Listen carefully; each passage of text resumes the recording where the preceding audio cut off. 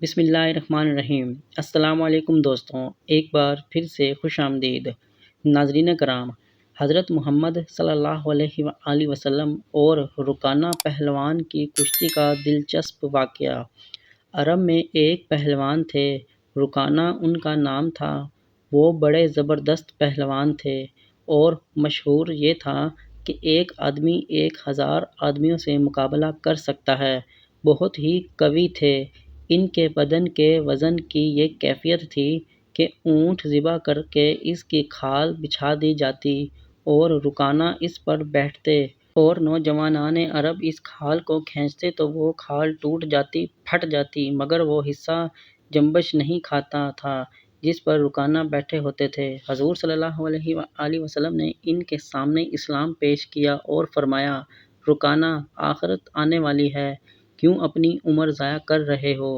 اسلام قبول کر لو اور اللہ تعالیٰ کی طرف متوجہ ہو۔ انہوں نے کہا، اے محمد، میں نہ تو کوئی عالم و فقیہ ہوں نہ سمجھدار، میں تو ایک پہلوان ہوں۔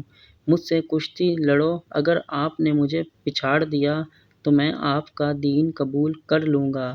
آپ نے فرمایا، بسم اللہ۔ وہ لنگوٹ کس کر آ گیا اور حضور صلی اللہ علیہ وآلہ وسلم بھی آستین چڑھا کر میدان کشتی میں آ گئے۔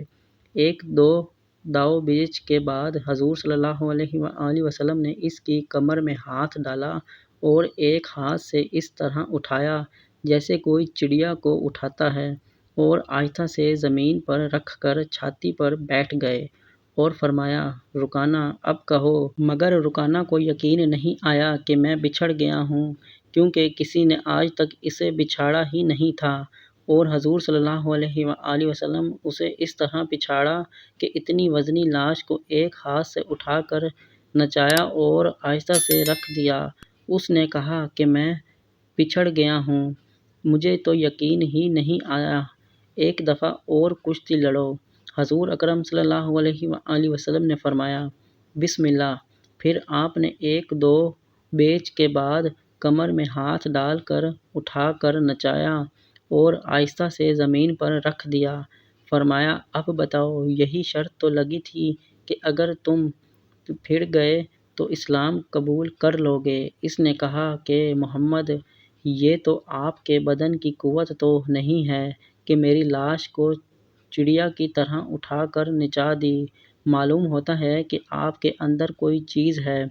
حضور صلی اللہ علیہ وآلہ وسلم نے فرمایا کہ میں اس اندر والی چیز ہی کی دعوت دے رہا ہوں، بدن کی دعوت نہیں دے رہا۔ چنانچہ رکانہ نے اسلام قبول کر لیا اور اسلام میں پختہ ہو گئے اور بڑے بڑے کام بھی کیے۔ ایک مرتبہ بہت سے چور آئے اور رات کو بہت سے اونٹ بیت المال سے چرا کر چلتے بنے۔ صبح کو پتہ چلا تو آپ صلی اللہ علیہ وآلہ وسلم نے فرمایا کہ لوگوں، ان کے پیچھے دوڑو۔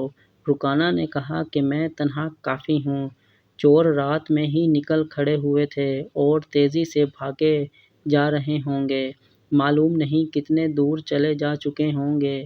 رکانہ دوڑ پڑے اور راستے میں ہی ان کو تھام لیا اور کہا کہ سامان اور اونٹ لے کر واپس چلو۔ چنانچہ ان کو پکڑ لائے تو حضور صلی اللہ علیہ وآلہ وسلم نے ان کو سزائیں دیں۔